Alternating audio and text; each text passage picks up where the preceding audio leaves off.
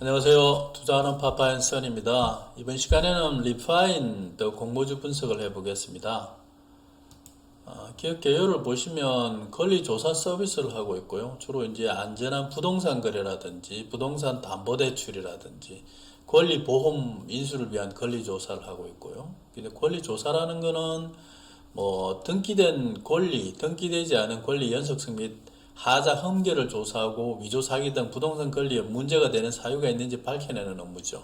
그래서 지금 리파인 같은 경우는 전세 대출이 많은 부분을 차지하고 있는데 그 전세 대출을 하기 위해서 그 부동산에 대해서 하자가 있는지 없는지 권리에 대한 조사를 하는 그런 업무를 하고 있다고 볼 수 있겠어요. 공모 개요는 정권 수량은 433만 주고요. 모집 가액은 2만 1,000원, 공모 희망 가액 밴드는 2만 1,000원에서 2만 4,000원, 뭐 인수위는 KB증권이고요.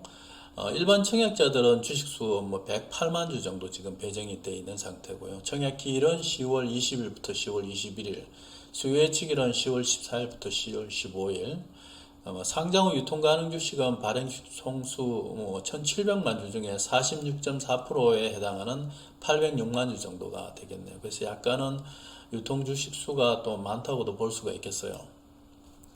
기업 현황을 보시면 매출 관련 수익성 지표를 보면 2018년도부터 2011년 반기까지 영업수익이 좀 증가하고 있죠. 뚜렷하게 증가하고 있고 영업이익도 보면 영업이익률 자체도 대단히 좀 높게 나오고 있어요. 어떤 규모의 경제가 달성이 되다 보니까 이제 2011년 반기 같은 경우에 43.7%까지 영업이익률이 나오는 그러한 상황이고요. 2018년 8월 달에 정부에서 이제 민간 임대주택에 관한 특별법을 제정해서 모든 매입 임대주택에 보증보험 가입을 의무화를 했어요. 그러다 보니까 이런 부동산에 대한 권리조사에 대한 수요가 조금 늘어난 부분이 있고, 그게 또 뭐 어떤 기한이 두져 있기 때문에 2011년 8월부터 이게 본격 시행이 되거든요. 그래서 8월 올해부터 해서 내년까지 이렇게 꾸준하게 수요가 증가할 전망이라 이렇게 보여지는 거죠. 그래서 공모가 산정을 보시면 유사회사를 선정했는데 유사회사들은 딱 맞는 부동산 권리조사, 주로 전세대출에 대한 권리조사인데 딱 맞는 업체는 지금 없고요.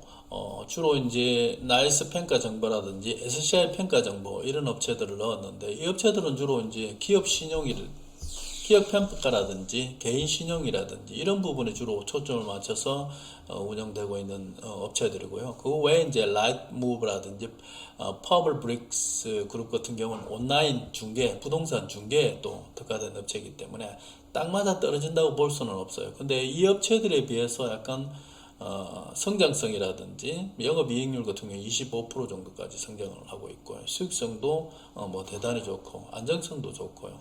라인무브가 리파인보다 더 좋긴 좋지만 이 업체 빼고는 남은 리파인이 대단히 또 좋다고 볼 수가 있겠어요.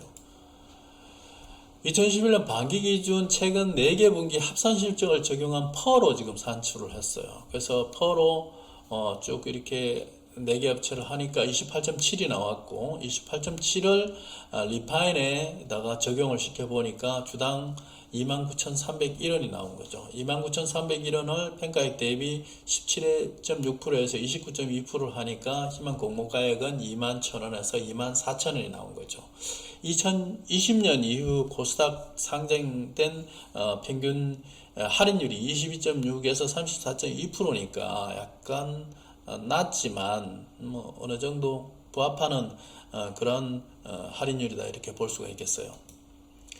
결론적으로 말씀드리면 전세담보대출의 권리조사 대행업체고요.